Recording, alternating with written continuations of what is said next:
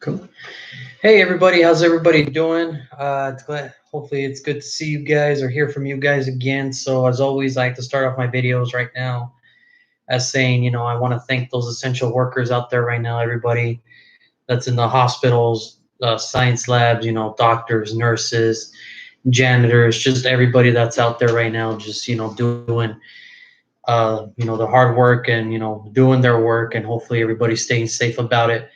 As always, if you're going to eat a meal, wash your hands before every meal, wash your hands after every meal. And if you're going to cough, cough on your elbow, whatever you can. And always carry some hand sanitizer around with you, because that's the number one thing right now. It's all about being safe and trying your best to be safe out there in this crazy times right now. And the ones that are quarantined, hopefully you guys are doing your part as far as, staying safe, social distancing, enjoying your time with your loved ones right now. If you guys are home, working from home right now, I know it's a little, I know it's a little kind of out of whack right now, especially with the news of California. We're being extended again, but just hang in there, guys. I mean, just hang in there, and just the one thing I can tell you guys is just tell your loved ones, tell your families, to be safe out there. Try to call them every day, try to talk to them every day, because can't see them, but just try to call your loved ones and let them know that you're all right, and just do the things you guys can. Keep your body right, keep your mind right, and if we all work together, this is all gonna pass, and it's just gonna be history. It's gonna be one thing in the past, and then we're all good to go. But before I start this video, I do want to thank my bosses at Empress Mortgage by giving me this cool cup right here. I'm not much of a coffee drinker, but I mean, I can use it for other things, like a good cold soda right now with a little bit of something else. Oh, that's good.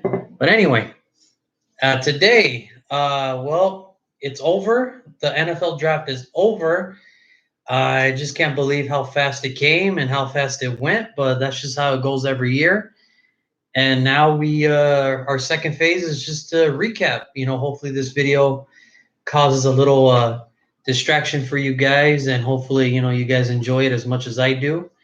And today, what we're gonna do is we're gonna recap the divisions. So today we're gonna recap the AFC West. If you guys seen the title, today it's the AFC West. Tomorrow, the NFC West, which is the Rams, the Cardinals, the 49ers, the Seahawks, and then Wednesday is the NFC North. AFC South on Thursday, AFC North on Friday, NFC South on Saturday, AFC East on Sunday, and then the NFC East next Monday. So we're just going to recap what the teams did. And, this should bring us a little excitement until schedule release, which is, I heard, it'll be released May 9th or 7th, one of those 2 days. But, that's something else to look forward to, is the schedule release show for the NFL. So hopefully, everybody has good luck on that. But let's get started with the AFC West draft recap. So the one thing I can say about the AFC West is, and I'm going to just put it out there, the AFC West over one draft just became the Big 12 in the NFL. For you college fans out there, the AFC West became the Big 12. And what do I mean by that? It is all offense and no defense whatsoever, because I think everybody in that division just realized that we're not going to stop them defensively. We're not going to stop the Chiefs defensively. So let's just try to outscore them, because it doesn't matter if you're up by 24. It seems that they'll score 35 in a blink of an eye. So I think that's what happened. I think everybody's just figured, forget the defense and let's just move towards, try to outscore them. So, I mean, I think that's just the plan. So we're going to start with how this is going to work. It's going to go division leader, and then obviously second place, third place, and then last place. So with that being said, we're going to start with the Chiefs. In the first round with the 32nd pick, they took the first running back in the draft, Clyde Edwards-Helaire, the running back out of LSU. A lot of people, from what I'm reading, have said that this is kind of a confusing pick, but there's really nothing confusing about it. It's all high speed, vertical game and a power run game. I mean, he's a power running back and he can actually catch the ball too. His hands are respectably good, and he's going to be involved in the passing game. I don't think he'll be a third down back. We'll see how that goes, but because they have a bunch of other running backs that can have the same skill set. But the Chiefs at this point, that was just this is kind of like a luxury draft for them because they are the Super Bowl champs. There's really not a big weakness other than defense. But like I mentioned earlier, I think the teams just realize, why try to stop them defensively? Let's just try to outscore them because that's what it looked like during the playoff run for the Chiefs. So first round, they went Clyde Edwards-Helaire, running back out of LSU. Second round, with the 63rd pick, they went Willie Gay Jr., the linebacker out of Mississippi State. Great value pick there. He really was one of the better linebackers coming out in this draft. It's just a shock that he lasted till then to get picked up, but he goes in a good situation where he can be a backup for now, a special teams, but I think he'll be a starter in no time. So that was actually a great value pickup right there.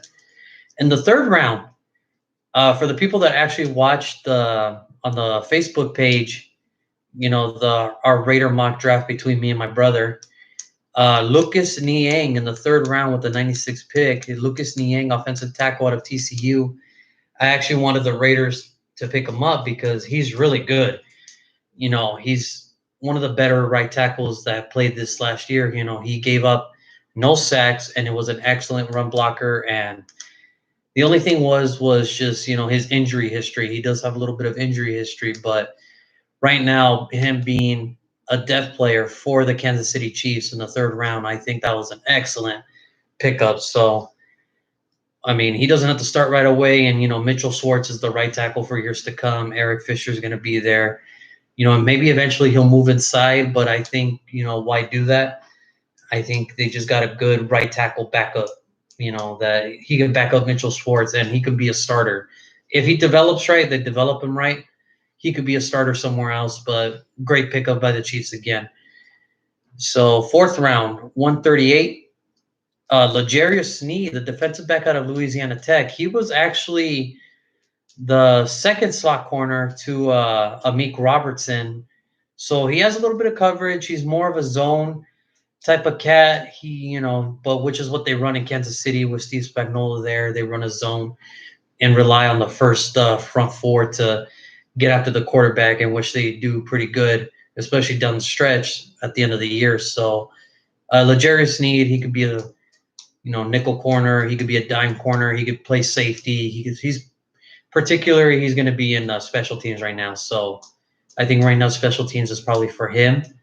And we'll see what happens. I mean, hopefully he has a good career, and that was actually a good depth pickup by the Chiefs right there. Fifth round, Mike Dana, the defensive end out of Michigan. He played opposite of Josh Uche. He's a really good defensive end. He doesn't really have the speed, but, he can bull rush anybody. He's really good with his hand technique. I think right now it's more of a project than it is for him to get on the depth, but with the NFL extending its roster now to 55, he could make the final cut. It's just, it all depends how he looks coming out of training camp and how he does in preseason. But overall depth at this particular point in time. Then we move into the seventh round.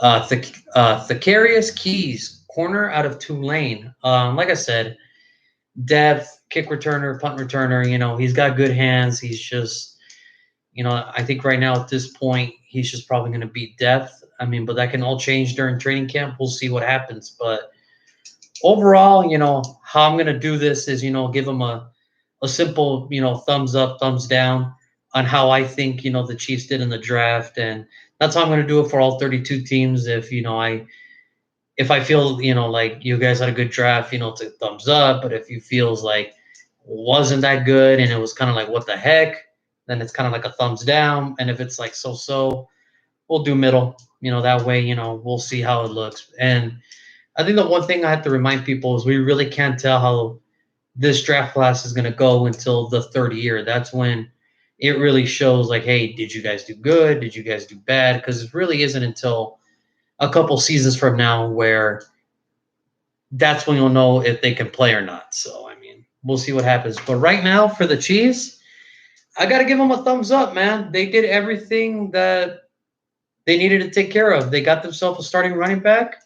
They did take care of the defensive side, which I did mention plenty of times that, stopping the run was an issue, but they took care of that.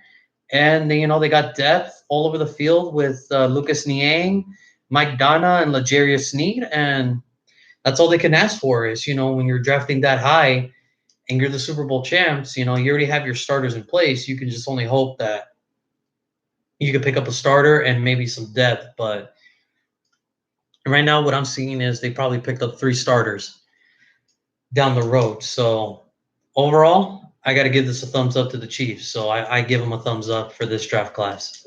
So now we move on to the Denver Broncos. So here we go, Alfred. Hopefully you're tuning in. Here come your Broncos. So with the first round pick that they selected in pick 15, Jerry Jeudy, the wide receiver out of Alabama. Nothing more to it. He's just an all-around balanced wide receiver. Speed, check. Route running, check. Hands, check. He's an all-around wide receiver. He's a good wide receiver and a great value pick at 15. So that was a good pickup. Then second round, KJ Halmer, wide receiver out of Penn State. I mentioned in the beginning that the AFC West just turned into the Big 12. So what they realized, you're not going to stop the Chiefs offensively. You can only hope to outscore them. And I think that's what, when you look at the draft class for the whole AFC West, I think that's what they try to do. They try to find some playmakers on the outside so they can try to keep up point with the Chiefs and hopefully, a couple stops to kind of slow them down. But, second round, they went KJ Halmer, wide receiver out of Penn State. So now, when you look at their wide receiver core, Cortland Sutton, KJ Halmer, and Jerry Jeudy, I mean, that's a pretty good one. That's a pretty good wide receiver trio right there. And now with Drew Lock coming back into his second year, and he's looking comfortable. He'll probably get more comfortable now. He knows that who the offensive line is, who the quarterback coach is, who the offensive line coach is, and who the offensive coordinator is. I think it's just going to work out better for him, and I think he'll have a better year than his rookie year. So in the third round, they went defense, Michael Ujumita, the corner out of Iowa. Again, Chris Harris left, so they got to have to find somebody to replace right away. They got A.J. Bouye, which was a good replacement, but now they have to really find that number 2 guy. And Michael Ujumita out of the corner out of Iowa, he's a snarky little man, dude. He'll, beat you up, and that's what he is. He's just, he likes to rough him up, but I think sometimes he, likes to rough him up than he does like to actually play corner. He does get a little handsy. He does do a little tug, and he did get called on a couple pass interference that did cost Iowa a couple games this year. But overall, in the third round, you might as well take a chance with a tough corner nowadays. So another pickup. So another third round. They're still staying in the third round with the 83rd pick, Lloyd Cushenberry, the center out of LSU. And let's give LSU props this year, man. I think they broke the record for most players. I might be mistaken, but I think most players drafted out of the whole NFL with 18, and I think 5 more as an undrafted free agent. So I mean, LSU, that's tough to do, man. I mean, that is hard to do. I mean, I got to give props to LSU, but Lloyd Cushenberry, center out of LSU. This is really one of those, he could start right away.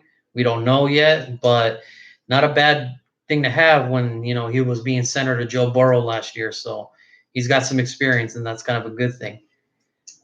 Staying in the third round, 95th pick, Mcelveen Agin, the defensive line out of Arkansas. They're going to move him. They had him as edge at the 3-4 in Arkansas, but I think they'll move him inside as a defensive tackle. In Denver, it's just, he's just a big dude where I don't think, in a 4-3, scheme of things that, he's, kind of fast enough to be an end, but they'll probably move him inside. And, all I can say is Arkansas did not have one of the best seasons at the SEC, but he made a couple plays, and that's all you can hope for. It's just depth at this point. In the fourth round, they went back to Missouri to grab last year's first rounders teammate, no offense, teammate Albert Ukuwakanabnam, the tight end out of Missouri. Yeah, say that name pretty fast. So he's a run blocker. He could be an extra lineman down the road, but I mean, he does have some consistent hands, when his number is called, but I think he'll be more used in the running game, get an extra lineman out there. So overall, that's a good solid pickup. They do need a tight end depth. I mean, it was Noah Fant and then whatever you guys had. So I got to go with that's a good pickup there. And then they didn't pick until 60 picks later in the fifth round, 178. Justin Stannard, the linebacker out of Wake Forest, he, the only reason, I do know about him is because as I mentioned, I am a Miami Hurricanes fan. We always play Wake Forest. He's really good. He's really good. He's not the burner sideline to sideline dude, but he's on that classic thumper.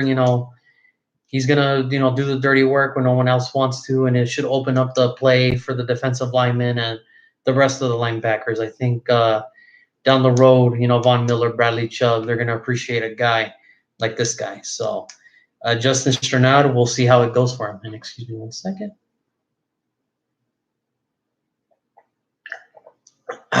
Sorry. Sixth round. Netani Mute, the offensive guard out of Fresno State. This name should sound familiar to some, but if you didn't watch the combine, he was the number one dude. He was the guard that, did 44 in the bench press. So he's got the power. The reason he kind of slid was he doesn't have the speed, but, at this rate, him being there in the sixth round, I mean, you got to take a chance, man. You got to try to find some depth, and why not get the strongest guard in the draft? So I mean, that's all I can say pretty much about it. He's a former Mountain West Offensive Lineman Player of the Year. Really good player to have, and that's a really good pickup in the sixth round. So offensive guard Netane Mute. Then we move on to the seventh, Tyree Cleveland, wide receiver out of Florida. Kick returner, he's got the speed. I don't know about him really adding much into the offense. So, I mean, I think at best, kick returner, gunner, and we'll go from there. And then the last pick, 754, Derek Tusuka, the defensive end out of North Dakota State. I actually like this pick. It was actually a really good pickup.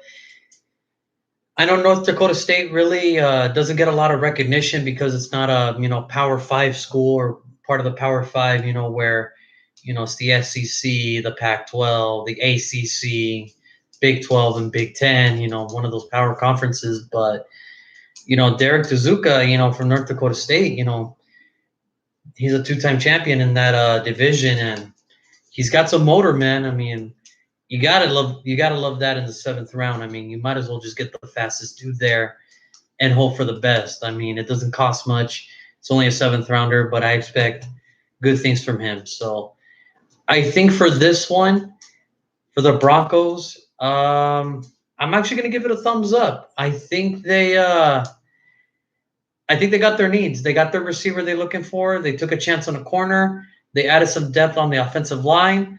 And they got some good depth for special teams. So overall, I got to give it a thumbs up for the Denver Broncos. So that was a good pick for them. That was a good draft. All right, so here we go. Moving on to the third place team in the AFC West, the Las Vegas Raiders. So here we go with the 12th pick in the first round. They kind of were one of those teams that kind of shocked the draft. They kind of shifted how the draft was going to go, and they chose Henry Ruggs, the wide receiver out of Alabama. I did not see that coming. I did not see that coming. I was hoping more for a CeeDee Lamb at that point. And when the Jets went offensive lineman for the 10th pick, or the 11th pick, I should say, me and my brother, we were just watching the draft together, and we're like, man, we have our choices of one of the three top receivers this year, and it's like, okay, here we go. Who are we taking? We thought it was going to be CeeDee Lamb. Honest to God, I thought it was going to be CeeDee Lamb too. But here we go, and it went to Henry Ruggs. And now that the draft's over, and I can clear my head. And now, like looking at it, I understand what Gruden and Mayock are doing. They wanted to find, I guess, the replacement for Henry Rugg or for Antonio Brown. I guess what it is whatever Antonio Brown's plays were going to be.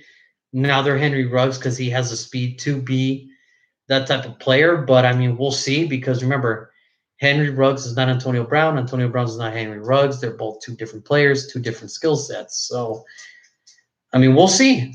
We'll see. It's just this was one of the first shockers in the draft was when they took Henry Ruggs as the first wide receiver. So all eyes are going to be on him. So, for our sake, I hope it works out. And then the surprises did not stop there for the Raiders. Oh, no, no, no. 7 picks later with the 19th pick, the Raiders took a Damon Arnett, the corner out of Ohio State. Now, in my videos, my previous videos of my mock drafts, and I don't know if you guys remember the video where I had, my best available. I had him as one of my best available corners, even higher than, Trayvon Diggs and a bunch of these other guys. The only thing was his character. A lot of people had said that he had character issues and all that stuff. Now, for my money, I actually like this pick better than the Henry Ruggs pick, just as a fan's perspective, because I like Damon Arnett. He played opposite Okuda, and the one thing I can say, it's toughness. It's all toughness with this kid. When you can play with a broken wrist or a broken forearm and still play cornerback in the league and still have a high productive year, you got my respect, man, because I cannot do what these kids do, man. These kids are nuts. But, that was a good pickup. I actually think this was a sleeper pick. I think that this pick is going to, a few years down the road, I hope I'm right, but I think he's going to be the number 2 corner that we're looking for now that we got Trayvon there, and now we can maybe add Arnett. He's going to play. He's going to have to start right away, because you don't pick a guy like this and have him sit. It's like, no, dude, you got to play. That's just the way the things rolled, and I'll get more into that later. But I actually did like Damon Arnett. I think this was a good pickup for the Raiders. Overall, good pickup. Now you got your number 2 man. I think the negatives on him were he ran a slow 40 and he had character issues, but the problem was he got hurt at the combine. He still wanted to run anyway. He could have sat out, but then, his mentality is you have to carry him off the field. That's his mentality. You have to carry him off the field, and we'll see how it goes. So 3rd round, 80th pick, Lynn Bowden Jr., the running back out of Kentucky, but he's more of an offensive weapon than anything. You could put him at wide receiver. You could put him at running back. You could put him as a wildcat quarterback, kick returner, punt returner. He's just an athlete. He's a natural given athlete. And I think Mike Mayock, I think the day they drafted him, they already said he's a running back, that he will be running back on the team. So now you have Josh Jacobs, Jalen Richard, and Lynn Bowden. So that's your running back core heading into this training camp and preseason with the Raiders. So we'll see what he's got. 3rd pick, 81. A pick later, they took Brian Edwards, the wide receiver out of South Carolina. Now, this was kind of an interesting pick because he had early second, draft grades. But I think the photos, the moral of the story of this draft was this wide receiver class is so deep, some guys are going to fall. And I think that's what happened here with Brian Edwards. He has second round grade talent. It's just when T. Higgins falls and a bunch of receivers falls with him, he's going to keep getting pushed back. So to get this guy at the 81st pick, it's amazing. He is 6'3", 210, runs fast, great route runner, and strong hands. Overall, I think what it is with this pick, I don't expect him to play a lot this year, maybe a couple red zone targets here and there, but I think eventually down the road he will be a starting wide receiver in the league. It's just, right now, just have him as depth, keep him as a secret for the Raiders. So I really like this pick. I thought this pick was great. And then, we get to pick 100 in the third round. Tanner Muse, linebacker out of Clemson. Right now, I just see him as special teams because I try to explain to my brother and I try to explain to a lot of my friends who are Raider fans is, yes, we run the 4-3, but we majority, especially in our division now, we're probably going to run a lot of the 4-2-5, meaning 4 defensive linemen, 2 linebackers, and 5 defensive backs or dime nickel packages. 4-3 is going to be used, here and there. It's just, that's our base, but it's just the division we're in. We're going to need a lot of nickels and corners and all that stuff. So, but Tanner Muse, I mean, the dude is 6'3". He ran the 40 and 4.4, and he's tall as hell. So, I mean, we'll see what happens. I mean, right now, special teams right now, and we'll see how it goes. And I expect him to have a good career, and we'll see if he becomes a special player down the road. I mean, we'll see more about it. Then with the 9 picks later in the 4th round, pick 109th, they took John Simpson. They went back to Clemson, an offensive guard. Now, the story was that I guess they were trying to trade Gabe Jackson, but Mike Mayock already made it clear Gabe Jackson is our starting right guard. So the way I see it, this is going to be of a depth pick. I thought it was going to be something different, but right now it's a depth pick, and I think their offensive line is set now with Colton Miller, Richie Incognito, Ronnie Hudson, Gabe Jackson, and Trent Brown. That's a really solid offensive line, and I think he'll be a starter down the road when either Incognito or Gabe leaves. But I think down the line he'll be a starter. He looks too good to not be a starter in this league. So we'll see what happens. And then with the final pick of their draft in the 4th round, 139, they took the tiny but mighty Amica Robertson, cornerback out of Louisiana Tech. This was probably my brother's favorite pick, was a 4th rounder corner. When you look at him, he's 5'9", 190, that's with all the equipment on. I'm pretty sure without it, he's probably like 5'9", 120. But, the one thing I saw in film on him is just he's got heart, man. He hits like a safety, and he's a really good cover corner. Overall, I mean, he could challenge LaMarcus Joyner for the slot. He could be the 4th corner in a dime package situation.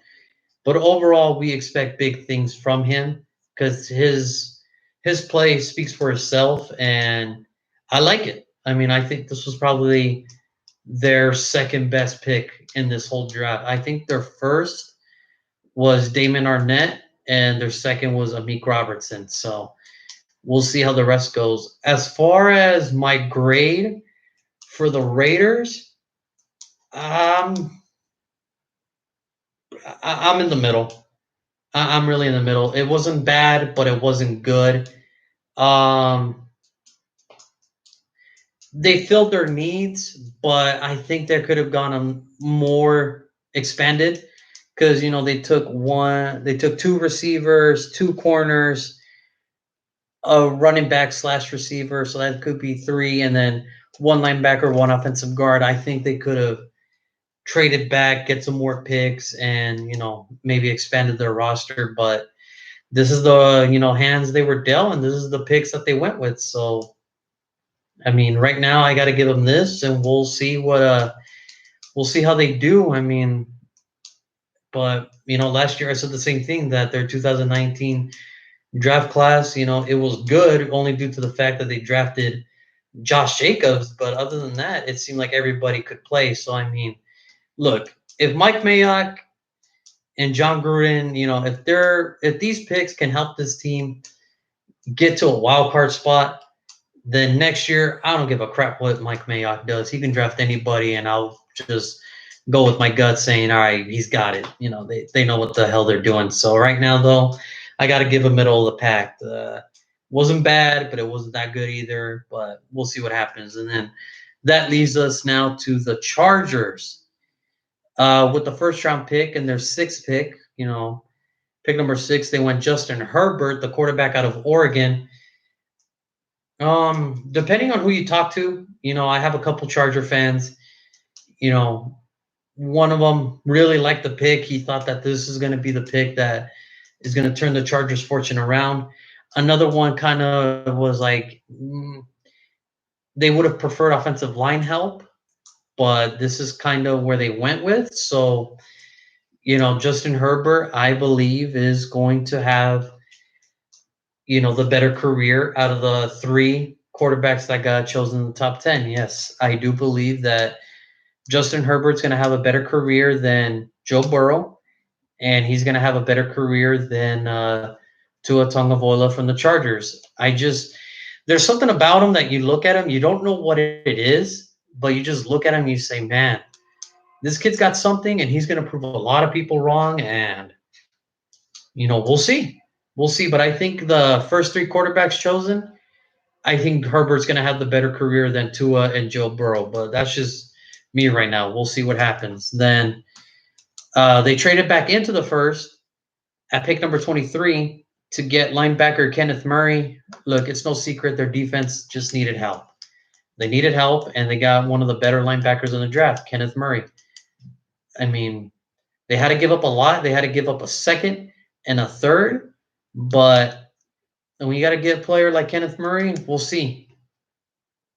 I'm always a fan of trading back and getting more picks, but they felt like this was a need, so I think it fills out a huge void for him. So Kenneth Murray at 23, I love it. I love it. It's just, he's one of the better linebackers coming out. So as I mentioned, they didn't have a second, they didn't have a third, but they did have a fourth, and pick 112. They took the speedy Joshua Kelly. He's more of a third down running back. If it's third and long, passing situation, that's what he's going to be used for because of his speed. You have to respect that. And more than likely, punt returner, kick returner, special teams ace. So, he ran one of the fastest 40s for a running back. So, that's a really good pickup there. Then in the 5th round, 151, Joe Reed, a wide receiver out of Virginia. I know him, very slightly, very well because, again, ACC games, he was always the kick returner, and he always had, good yardage kick return against Miami a couple years. So his hands, they're good. He's not the best route runner. He only knows one right now, which is, straight, but, he's just one of those speedy receivers. So I think right now kick returner would probably be the best for him. 6th round, Alohi Gilman, safety out of Notre Dame. He's just, special teams ace. Again, at this point of the draft, you always, you always trying to find players that can help you with special teams. And I think this is one of those cases where, you found your guy, another special teamer. So, we'll see what it comes down to a few years from now. Now, the 7th round pick, it's kind of impressive that they got KJ Hill, the wide receiver out of Ohio State. He actually had 4th round grade on him, but again, due to the draft and how it played out and, some receivers being bumped down, I think that's ultimately, it wasn't his play that got him bumped down. It's just the depth of this wide receiver class was just so deep that he had to fall. And a bunch of receivers, did go undrafted, not because they couldn't play. It's just, there's only 7 rounds, so you got to keep that into consideration. So KJ Hill, the wide receiver out of Ohio State, he is a big slot man. He's not the traditional slot speed. He's a big guy, and I think red zone targets is more likely for him. And overall, if I were to give the Chargers a draft grade, I'm actually going to go thumbs down. They addressed their quarterback, which, again, was a need, but it wasn't the biggest need. They had Tyrod Taylor there. A lot of people forget Tyrod Taylor actually led Buffalo to the playoffs a few seasons ago. So, as I mentioned, they need an offensive line help. They took no offensive line help. They got good weapons, and they got better on defense by Kenneth Murray. But again, you're banking on Pouncey, Trey Turner, and Brian Bulaga to hold up the right side. But who's going to hold up the left side? And hopefully, maybe the Chargers got something brewing in Los Angeles for an offensive line help. But, again, we'll see what happens. But right now, only due to the fact that they went BPA, which is always the right thing to do, but sometimes you got to feel your need too. And that the fact that they had to give up a second and a third to get back into the first, I got to give it a thumbs down. I mean, it was just one of those, like, yeah, you got some really good players, but these are players you choose if your team is ready to make a push towards the Super Bowl, not right now. You still got to build that line on both sides, but we'll see. We'll go, we'll review this in a year and we'll see if I was right or wrong. And, for the Chargers' sake, they hope I'm wrong. And, for the Raiders' sake, they hope I'm wrong too. And for the Broncos and the Chiefs, from what I'm getting, they hope I'm right. Sorry about that. So, overall, that was the AFC West recap. Do we have any questions on the thing today? No questions? All right, so that'll do it for today. Tomorrow, the NFC West. So tomorrow, it's the Niners, the Seahawks, the Rams, and then the Cardinals. So hopefully you guys tune in. This is what it's going to be for the next week until we get the schedule release, and we're all really excited for that. Hopefully by then, this whole thing clears up, and hopefully, and maybe we can start planning games for next year. So other than that, the Broncos and Chargers, thumbs up. The Raiders kind of in the middle, and the Chargers right now, just a big fat no. Just no way. Hopefully I'm wrong, but we'll see. Well, hopefully I'm right as a Raider fan, but we'll see. Everybody have a wonderful night and tune in tomorrow for the NFC West.